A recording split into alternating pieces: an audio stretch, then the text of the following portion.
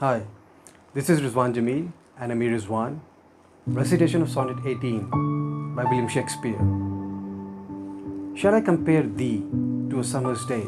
Thou art more heavy and more tempered, Rough winds do shake the darling buds of May.